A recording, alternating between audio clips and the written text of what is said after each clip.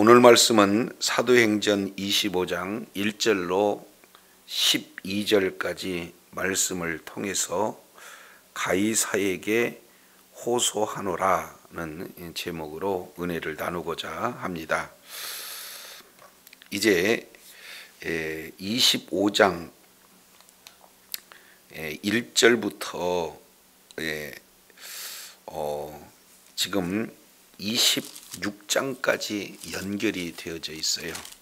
그래서 사실은 같이 봐야 할 그런 내용이기도 합니다. 이미 사도 바울은 벨릭스 총독이 있을 때 이제 무죄가 사실상 확정이 됐음에도 불구하고 2년 동안 지금 구류된 상태로 놓여져 있는 거고, 그리고 그 일을 처리하지 않고 후임 지금 베스도 총독에게 인계가 되어져서 지금 있는 상태입니다. 그러니까 이미 재판이 이루어지는 그런 어떤 상태인데, 지금 총독이 바뀜으로 말미암아 원점으로 지금 사건이 원점으로 돌아간 그런 어떤 내용이 되겠죠. 그래서 25장 1절 이 내용을 통해서 보면은 베스도가 도임한 지 부임한 지 3일 후 이렇게 말씀하고 있죠.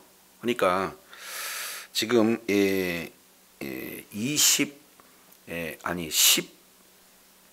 12대 총독으로 베스도가 지금 부임하게 됩니다. 근데 여기서 3일 후 이렇게 표현하니까 지금 로마에서 가이사라까지는 굉장히 먼 거리예요. 그래서 적어도 10일 이상은 배로 이렇게 이동해야 할 정도로 긴 거리인데도 불구하고 지금 딱 하루 쉬고, 사실은 3일 후라고 이렇게 표현하는 것은 딱 하루 쉬고 지금 가이사랴에서 또다시 어디로 가냐면은 예루살렘으로 가는 길입니다. 굉장히 여기도 뭐 한 104km 정도 되니까 꽤 먼 거리잖아요.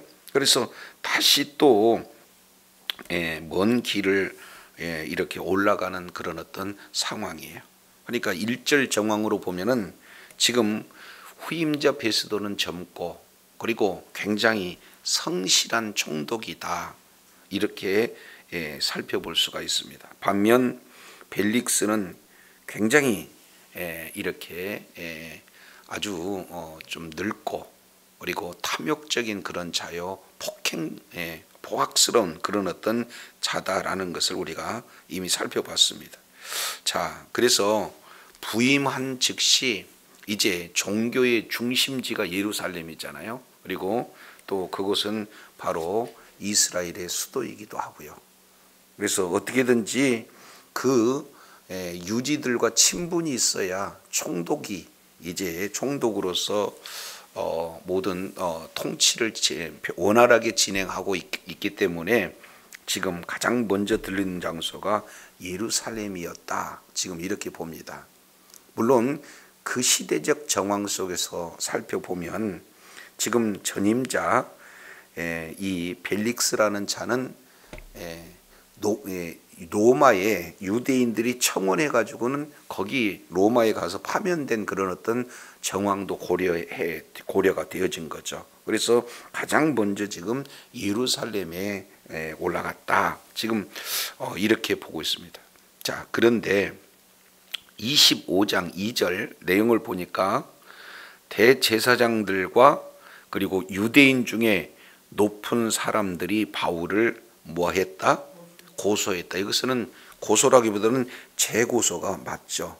그러니까 가서 좀 뭔가 관계가 좀 잘 되어서 통치에 협조했으면 좋겠다, 그런 의도가 다분히 이렇게 들어있잖아요. 그러니까 그런 내용에 인사치레도 하지 않는 첫 번 대면한 상태에서 아주 무리한 그런 고소를 진행하고 있는 것을 보게 됩니다. 이들이 얼마나 악한가, 이 내용을 좀 보여주는 그런 상황이 되겠죠.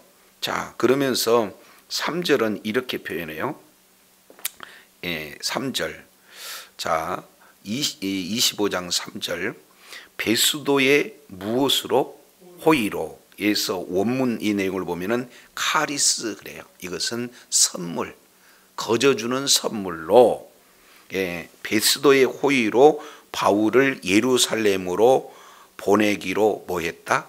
청했다. 여기서 청했다는 내용은 미완료 동사입니다. 그러니까 계속해서 따라다니면서 바울을 예루살렘으로 보내주세요. 바울을 예루살렘으로 보내주세요. 이것이 우리들에게 베풀어줄 호의입니다. 선물입니다. 이렇게 해서 계속 청하고 있는 거예요. 이것은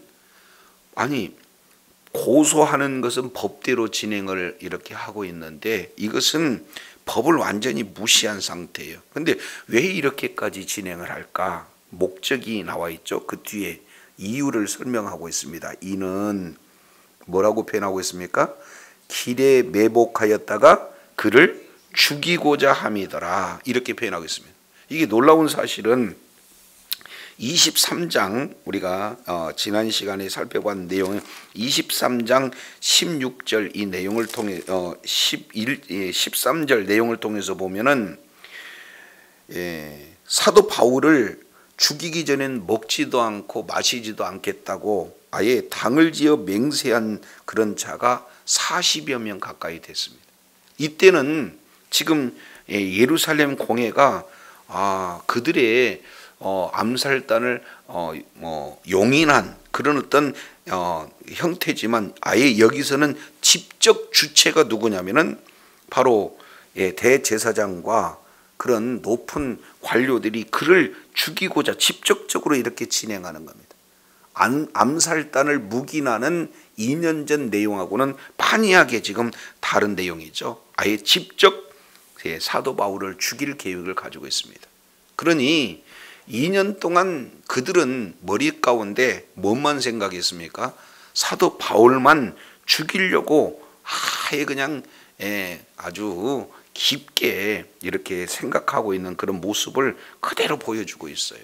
그러니 지금 벨릭스가 이제 떠나가고 베스도 신임 총리가 왔을 때 뭔가 우리들에게 호의를 좀 바라는 그런 어떤 상황이 되니까 아예 뭣도 아직 그런 상황도 잘 알지 못한 상태에서 아예 호의를 베푸더라고 요청을 해야 되겠다 하고 아주 구체적으로 지금 진행합니다.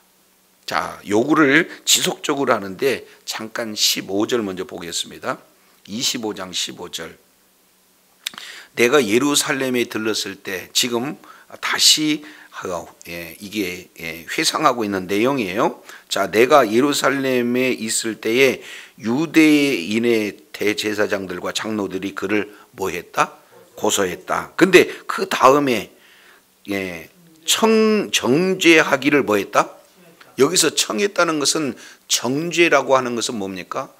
뭔가 법에 어긋나서 이렇게 죄가 이루어진다라고 정죄하는 거 아니에요? 조금 더 구체적으로 표현한다면은 뭐 징역 10년 아니면은 뭐 사형 이런 어떤 형태로 정지를 해야 되는데 법의 재판을 내리기도 전에 이렇게 정지를 해달라고 계속해서 요구했다는 거예요. 그러니까 얼마나 지금 불의한 일을 진행하고 있는가 이걸 볼 수가 있어요.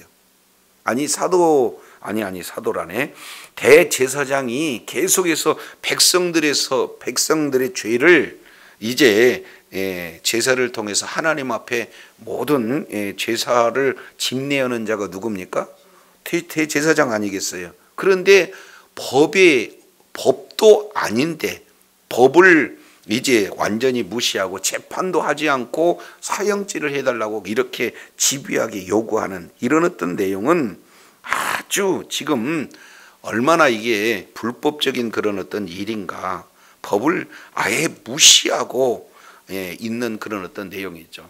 그래서 오다가 매복해서 죽인다 그러면은 지금 오늘날 영화에서 나올 법한 내용 아니겠습니까? 이런 아주 불량배들과 전혀 다를 바가 없는 그런 행동들을 진행을 하고 있는 걸 보게 돼요. 자, 그러니 너무 베스도 입장에서 봤을 때는 이게 얼토당토 않는 일이에요. 그래서 거절합니다. 자, 4절 내용을 보니까 베스도가 대답하여 바울이 가이사라에 뭐한 것과 구류된 것과, 그러니까 그 짧은 기간 내에 지금 그 먼 여정 속에서 부임했는데 거기에 사도 바울이 지금 구류됐다는 사실이 이미 이렇게 확인할 정도로 매우 성실한 자입니다. 그냥 도착하자마자 바로 이동하고, 그리고 그 짧은 기간에 상황 파악이 이루어진 거예요. 그래서 바울이 가이사랴에 지금 안전하게 지금 구류되어 있다. 도망갈 그런 정황이 안 된다.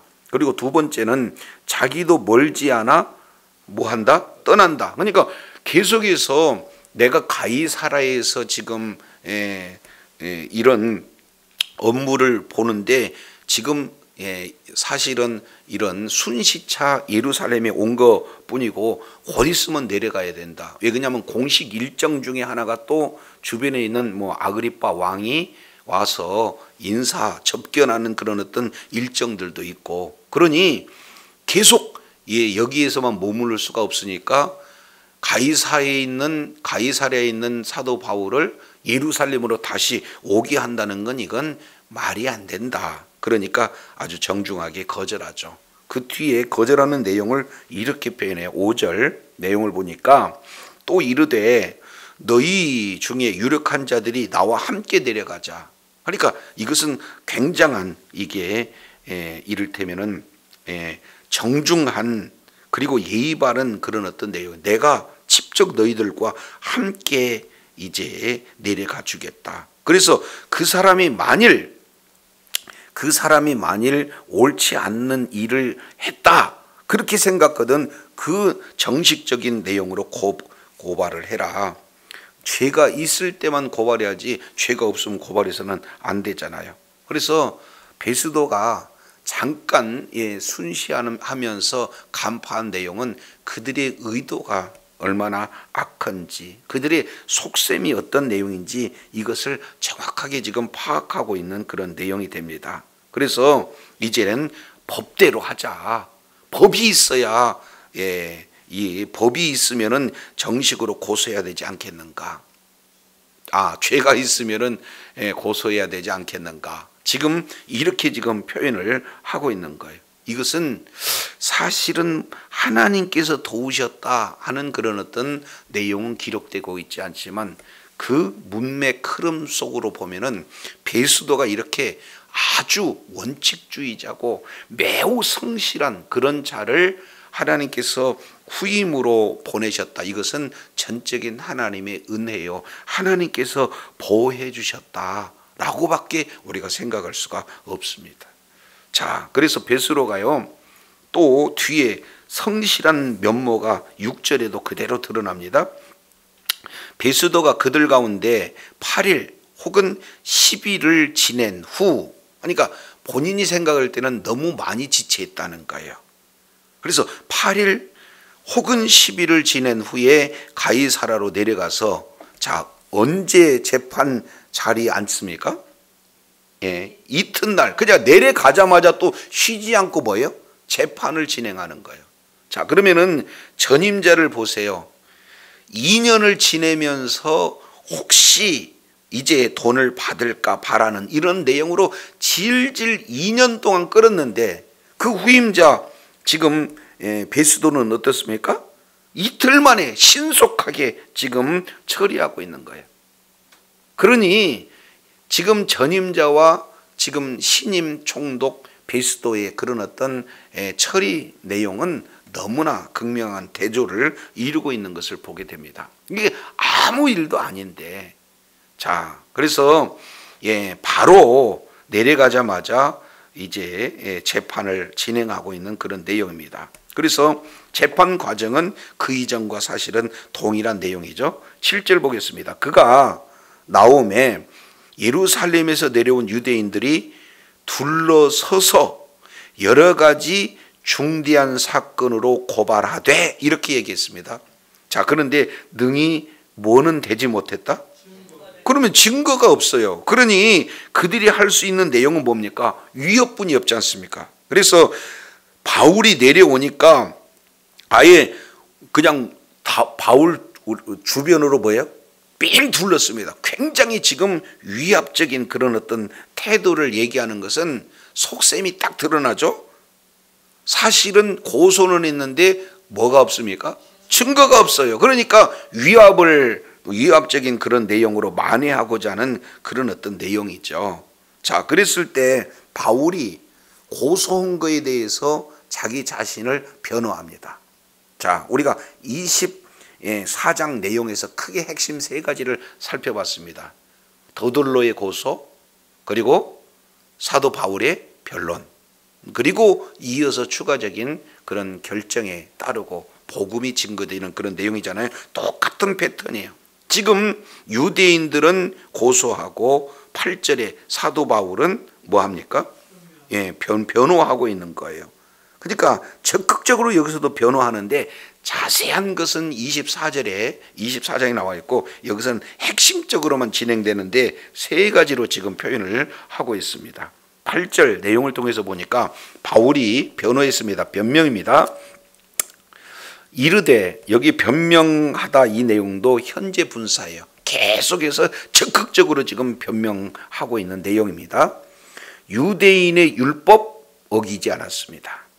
그리고 성전 더럽히지 않았습니다. 그리고 가이사에게 죄를 범하지 않았습니다. 그래서 아주 적극적으로 지금 변호하고 있는 내용이에요. 사도 바울이 율법을 철저하게 지킨 자예요. 그리고 두 번째, 성전을 이렇게 더럽혔다 하는 그런 내용은 전적인 오해했다라는 사실을 이렇게 피력하게 된 거죠. 그래서 지금 그 이전에 진행했던 그런 어떤 내용을 통해서 보니까 전혀 지금 성전 이 문제에 대해서는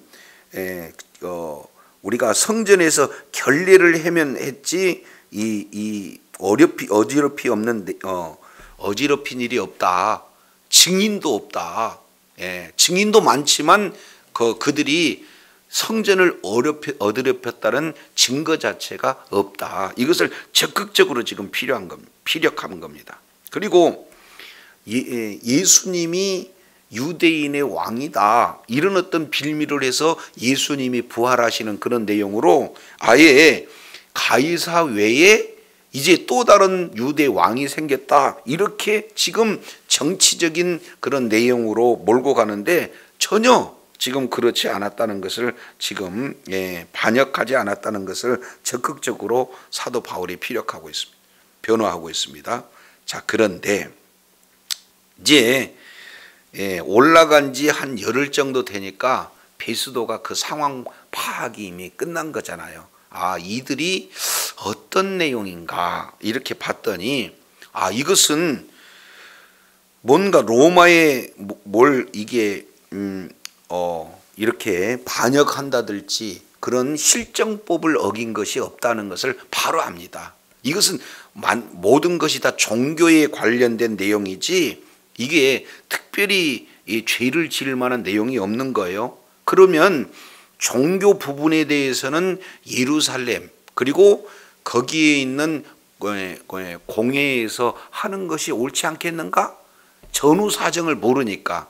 그 이전 벨릭스 같은 경우에는 약 7년 정도의 그런 어떤 내용들을 오랫동안 이 진행이 되었기 때문에 상황을 잘 알지만 이 지금 신임으로 온 베스도는 이걸 알지 못하니까 오히려 종교 문제는 의회에 가서 공회에 가서 하는 것이 옳지 않겠는가. 그리고 전임자도 마찬가지로 이런 유대인들의 탄원으로 인해서 물러났으니까 그들하고도 또 가까이 하고 싶은 그런 어떤 마음이 있어서 지금 뭐라고 합니까? 9절 내용을 보니까 바울에게 제안합니다. 뭘 하고 있습니까? 베스도가 유대인의 마음을 얻고자 하여, 목적이죠. 유대인의 마음을 얻고자 하여 묻습니다. 이렇게 해라가 아니라 내가 예루살렘에 올라가서 이 사건에 대하여 내 앞에서 신문을 받으려 하느냐 이렇게 얘기해요. 그러니까 여기서 예루살렘으로 올라가는데 누구 앞에서? 내 앞에서. 그러니까 거기에서 내가 직접 신문을 하겠다. 이것은 사도 바울에 대한 배려이기도 해요. 그러니까 지금 아주 성실하고 원칙주의자인 베스도마저도 지금 뭡니까? 유대인을 의식하여서 지금 이런 내용을 지금 의견을 개진하고 있는 것을 보게 됩니다. 그러니까 이제 약간 소신이 꺾인 거죠. 그래서 어떻게든지 이제 유대인에게 마음을 얻고자 하는 그런 어떤 모습들이 이렇게 드러나게 돼요. 그러면 한번 생각해 보겠습니다. 사도 바울은 지금 로마 총독 관할내에서 지금 보호하고 있기 때문에 살아있지, 거기서 쫓겨났다 아니면은 예루살렘으로 도중으로 간다 그러면은 100% 죽습니다. 그잖아요. 그러니까 또 동시에 무죄 이렇게 해가지고는 석방이 된다 할지라도 100% 죽습니다. 자, 이런 어떤 상황에 놓여 있게 되는 거 아니겠습니까? 그러니까 지금 예루살렘으로 올라가도 죽고, 그리고 아예 무죄라고 석방해도 죽는 이런 상황에서 사도 바울은 어떻게 진행해야 될까? 여기에 마침 원칙주의자 그리고 매우 성실한 그런 어떤 총독 베스도가 부임한 이런 내용은 전적인 하나님의 은혜일 수 있어요. 사도 바울이 봤을 때. 자, 그래서 사도 바울이 이렇게 이제 요청을 합니다. 10절 내용을 통해서 보니까 사도 바울이 이르되 내가 가이사의 재판 자리에 섰으니 마땅히 거기서 신문을 받을 것이라. 당신도 잘 아시는 바와 같이 내가 유대인들에게 불의를 행한 일이 없다.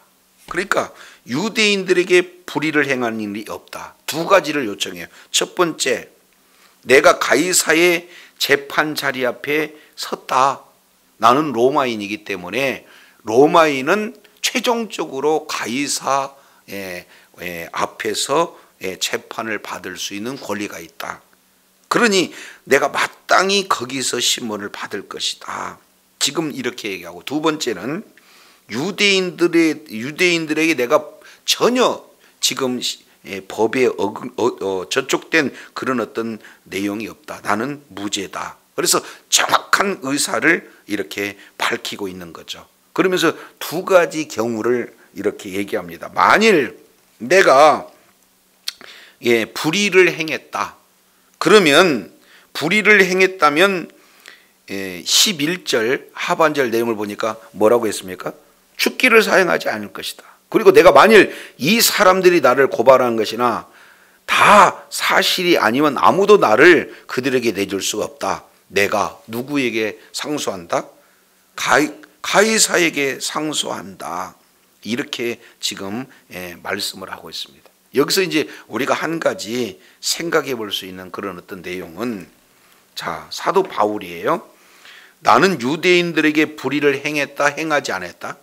행하지 않았다. 이것이 지금 기독교의 모든 성도의 대표인 사도 바울 입장에서의 내용입니다. 자, 요거 기억하시고 24장 16절 잠깐 보시겠습니다. 나도 하나님과 사람 앞에 대해서 항상 양심에 꺼리낌 없기를 뭐한다? 힘쓴다. 2년 전에는 뭐라고 표현합니까? 나는 어떻게든지 양심에 꺼리낌 없이 살려고 힘을 썼다. 그런데 단언코 25장 10절에는 나는 불의한 일을 행하지 않았다. 이걸 지금 아주 선언하고 있습니다. 자, 이 내용을 통해서 우리가 생각해 볼 수 있는 내용이 그리스도인의 삶이죠. 그러니까 예수 그리스도를 믿는 믿음으로 구원을 받은 자가 어떤 삶을 살아야 될 것인가. 사도 바울처럼 양심에 꺼리낌 없이 이렇게 힘쓰는 그런 삶, 그리고 아예 불의를 행함이 없다라는 그런 어떤 삶, 이 내용이 매우 중요한 그런 어떤 부분이 되어지지 않습니까? 그러니까 자신 있다는 거예요. 내가 불의를 행하면은 차라리 죽겠습니다. 이런 어떤 내용들이에요. 그래서 예수 그리스도를 믿는 믿음을 가진 자들의 삶의 모습을 이렇게 보여주고 있는 내용도 이렇게 보여집니다. 자, 그러면 여기서 이제 베스도 앞에서 내가 가이사에게 호소하겠다 정식적으로 지금 요청을 하니까 이게 이제 어떻게 되는가 해서 12절 베스도가 뭐라고 표현하고 있습니까? 배석자들과 상의해요. 이게 도대체 어떤 내용인가? 그래서 이르되 내가 가이사에게 상소했으니 가이사에게 갈 것이라. 이제 법률 검토를 해보니까 그게 맞다. 그러니 가이사에게 간다라고 지금 선언하고 있습니다. 자, 여기서 이제 우리가 생각해 볼 수 있는 내용은 크게 지금 세 가지 내용을 살펴볼 수가 있습니다. 첫 번째, 2절, 3절 내용을 통해서 보면은 지금 유대인들이 대제사장을 포함한 지도자들이 지금 누구에게 호의를 청하는 거예요? 베스도에게 은혜 주세요. 선물 주세요. 호의를 베풀어 주세요. 하고 하나님께 은혜를 구해야 됨에도 불구하고 누구에게 지금 은혜를 구하는 거예요? 사람에게 구해요. 우리 성도님들 마찬가지예요. 우리가 사람에게 은혜를 구할 것인가? 아니면 하나님께 은혜를 구할 것인가? 하나님은 눈에 보이지 않는다 할지라도 반드시 하나님께서는 우리들에게 은혜를 주실 수 있는 능력도 있으시고 그러한 모든 환경도 우리 주님께서 주관하신 분이에요. 그러나 눈에 보이지 않다라고 해서 눈에 보이는 이 세상에 호소하고 사람들에게 호소하고 권력에 호소하고 물질에 이제 기대하고 하는 이런 어떤 내용은 적절치 않는 그런 어떤 내용이지 않습니까? 그래서 지금 우리가 호의를 구할 때 하나님 앞에 구하는 그런 복된 자세가 되어져야 된다 하는 것과 두 번째입니다. 9절 내용을 통해서 보니까 베스도가 누구의 마음을 얻고자? 유대인의 마음을 얻고자. 이 내용은요, 하나님을 기쁘게 하는 자, 동시에 사람을 기쁘게 하는 자 어느 자리에 있어야 될 건가, 이 부분들을 정확하게 보여주고 있어요. 그래서 우리는 어떻게든지 하나님의 마음을 얻고자 하는 그런 자리에 있어야 될 줄로 믿습니다. 세 번째는 가장 중요한 내용이에요. 바로 이제 10절 내용을 통해서 보니까 우리 그리스도의 삶이 어떤 삶이 되어야 되는가.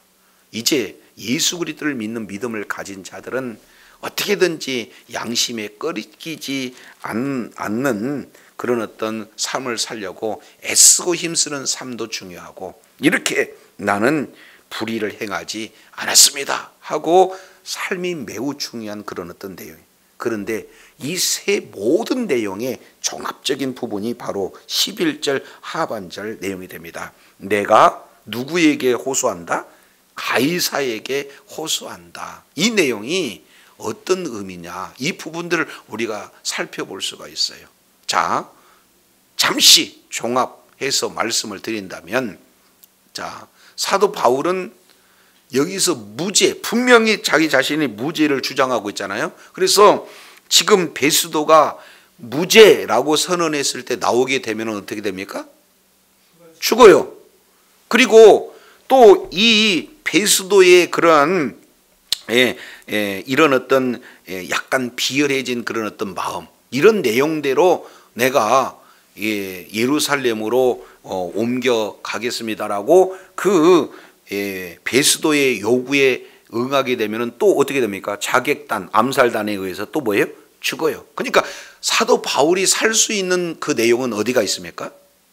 지금 이 로마 총독의 관할 하에 보호받는 것이 살 수 있는 그 길이에요. 자, 그런데 사도 바울은 자기 자신이 뭔가 목숨을 연명하고 살려는 데 있는 것이 아니라 사도 바울의 마음은 어디가 있습니까? 자, 큰 틀로 봤습니다. 큰 틀로 사도행전 1장 8절에 보니까 예루살렘과 온 유대와 사마리아와 땅끝까지 증인의 삶을 살기 위해서는 지금 여기에 예루살렘에 머물러 있던 사도 바울이 가이사랴에까지 갔다면 로마로 가는 첫 발걸음을 떼우는 거 아니에요? 그러면은 어디로 가야 돼요? 사도 바울은 로마에게로 가야 되는 거죠. 자, 두 번째 내용을 통해서 보면은 직접적으로 증인의 삶을 살기 위해서 사도행전 9장 15절 16절 내용을 통해서 살펴보면은 다메섹 도상에서 부활의 주님이 사도 바울에게 직접적으로 너는 이제 유대인과 이방인과 그리고 왕과 유대인들에게 내 이름을 전하기엔 택한 나의 그릇이다. 이렇게 지금 이렇게 말씀을 하고 있지 않습니까? 그러니까 자기의 사명 역시 마찬가지로 왕에게도 복음을 증거할 내용이다. 근데 이 부분을 이제는 엔토푸뉴마티, 성령 안에서 계획, 성령 안에서의 경영, 이 내용이 19장 21절 내용을 통해서 보니까 너는 이제 예루살렘에도 가야 되고 또 로마에도 가야 된다 하는 내용이 사도 바울과 지금 성령 안에서 이루어지는 계획이에요. 그러니까 어디로 가야 돼요? 로마로 가야 돼. 이것을 이제 직접적으로 예수님께서 말씀을 이렇게 찾아오셔서 한 장면이 23장 11절 내용이잖아요. 그래서 네가 예루살렘에서 나의 일을 증거한 것 같이 어디 가서도 로마에 가서도 증거해야 된다. 그러면은 이것은 한결같은 하나님께서 사도 바울을 향한 그런 이런 계획이고 동시에 주님께서 친히 이렇게 말씀하시는 그런 내용이에요. 그러면은 사도 바울이 여기서 풀려나면 죽는 거니까 하나님의 뜻이 이루어지지 못하는 거고, 그리고 사도 바울은 어디로 가야 돼요? 로마로 가야 돼. 그래서 죄가 없음에도 불구하고 결정 내린 게 뭡니까? 내가 가이사에게 호소하노라 하는 이 내용은 이제 사도 바울이 하나님의 뜻을 이루기 위해서 가장 적절한 그런 어떤 내용으로 선택할 수 있는 내용이지만 이것은 곧 하나님의 뜻을 이룰 수 있는 그런 어떤 이런 부분이다. 이걸 우리가 살펴볼 수가 있습니다. 그래서 이 내용을 우리가 조금 더 이해하기 위해서는 자, 로마서 한 군데 이제 보고 마치겠습니다. 로마서 15장입니다. 로마서 15장. 로마서 15장 어디를 보시냐면은 로마서 15장 22절이에요. 그러므로 또한 내가 너희에게 가려는 것이 여러 번 막혔다. 그리고 23절 내용을 보니까 뭐라고 표현하고 있습니까? 23절 이제는 이 지방에서 일할 곳이 없고 또 여러 해전부터 언제든지 어디로 갈 때? 서보나로 갈 때에 너희에게 가려는 원이 있다. 그러니까 사도 바울의 소원은 어디가 있느냐? 서보나 있어요. 그런데 서보나 여기는 땅끝이에요. 스페인입니다. 그래서 사도행전 1장 8절을 이루고자 하는 것이 사도 바울의 소원이에요. 이것은 사도 바울의 소원이기도 하고 하나님의 명령이기도 하는 내용이죠. 자, 그래서 이걸 진행하는데 이게 쉬운 일이 아니에요. 그래서 25절 내용을 보니까 내가 성도를 섬긴 일로 잠깐 예루살렘으로 간다. 자, 그러면서 28절 그러므로 내가 이 일을 마치고 이 열매를 너희에게 확증한 후에 너희에게 지나 어디로 가라? 서반으로 가는 땅끝까지 간다. 그래서 계속해서 로마로 가기를 이렇게 원하고 있는 내용. 근데 가지를 못해요. 자, 이 내용을 로마서 1장에서 사도 바울이 어떻게 진행했는가를 미리 지금 말씀하고 있습니다. 1장 10절 내용을 통해서 보니까 9절부터 보겠습니다. 내가 그의 아들의 복음 안에서 내 심령으로 섬기는 하나님이 나의 증인이 되시거나 항상 내 기도에 쉬지 않고 너희를 말하며 해서 로마서를 기록하고 있을 때 로마 교회 성도들을 향해서 하나님 앞에 뭐하고 있다? 기도하고 있다. 그러면서 10절 보겠습니다. 10절 우리 한번 읽습니다. 시작. 어떠하든지 이제 하나님의 뜻 안에서 너희에게로 나갈 길 좋은 길 얻기를 뭐한다? 예, 하나님 어떻게든지 로마로 가는데 그 길이 가장 적절한 길이 무엇입니까? 가장 좋은 길이 무엇입니까? 라고 지금 뭐하고 있다? 기도하고 있다. 이 내용을 우리가 보게 되어져요. 그러면은 사도 바울은 베스도 총독하에 2년을 지금 머물러 있었습니다. 그러면은 2년 머물러 있으면서 간헐적으로는 복음을 전했지만 그 2년 동안 사도 바울이 할 수 있는 그런 내용을 로마서 1장, 로마서 15장 내용을 통해서 보니까 사도 바울의 중심은 뭐가 있습니까? 바로 땅끝이 있다 그 말이에요. 로마가 있다 그 말이에요. 그런데 길이 막히니까 이제 어떤 계획으로는 로마로 가야 되는데 모든 것이 다 막혔으니 내가 할 수 있는 일은 없어요. 하나님, 내가 로마로 갈 수 있는 좋은 길이 무엇입니까? 내가 로마로 가서 로마 성도들을 지금 봐야 되는데 어떻게 하는 것이 좋겠습니까? 하고 정황으로 보니까 2년 동안 사도 바울은 뭘 하고 있는 거예요? 기도하고 있어요. 하나님, 좋은 길을 주시옵소서. 여기서 좋은 길을 주시옵소서 하고 있는데 지금 딱 하니 누가 지금 가로막고 있습니까? 베스도라는 총독이 가로막고 있어요. 맨날 가서 부활의 복음을 전해도 받아들이지 않고 뭔가 돈을 얻기를 원하고 이제 양다리 전략을 계속 진행하고 있는 거죠. 그런 상황에서 이제 유대인들이 벨릭스 이 내용을 로마에 고발하게 되고 로마에서 새로운 총독을 보내는 자가 누굽니까? 베스도예요. 근데 이 베스도는 법의 원칙대로 하는 자요, 매우 성실한 자기 때문에 이 자를 들어서 이제 나를 어디로 보낼 것이다? 로마로 보낼 것이다는 그 내용이 전체적인 하나님의 계획 가운데, 스케줄 가운데 이루어지게 되는 거예요. 이런 사실을 확신을 가지고 나를 어디로 보내라? 가이사 로마에게로 보내라 라고 누구에게 지금 부탁하는 거예요? 베스도에게. 베스도는 전임자 벨릭스하고는 전혀 차원이 다른 그런 어떤 존재. 이 내용을 하나님께서는 특별한 섭리 가운데, 은혜 가운데 누구를 보내주셨어요? 베스도를 보내주신 겁니다. 그래서 저도 여러분도 지금 처해져 있는 그런 환경 속에서 어떻게 하면 주님께서 나를 통해서 말씀을 이루실까? 그리고 나는 주님께서 명령하신 그 말씀에 순종해서 주의 뜻을 이룰 것인가 하는 그런 내용을 가지고 기도할 때 우리 하나님께서 가장 적절한 환경과 적절한 만남을 허락하셔서 주의 뜻을 이루게 되실 줄로 믿습니다. 그래서 합당한 지혜도 주시고요, 합당한 그런 능력도 주시고요, 합당한 만남도 주시고요. 그래서 반드시 하나님의 선한 도구로 주님이 쓰실 줄로 믿습니다. 우리가 주님 앞에 존귀하게 쓰임받고 하나님 앞에 칭찬받는 복된 그런 어떤 일 가운데 거하야 바로 하나님의 놀라운 은혜 가운데 거하는 그런 분복이 저와 여러분의 삶 가운데 풍성히 드러나기를 예수 이름으로 축원합니다. 기도하겠습니다. 하나님 아버지, 감사합니다. 사도 바울을 이제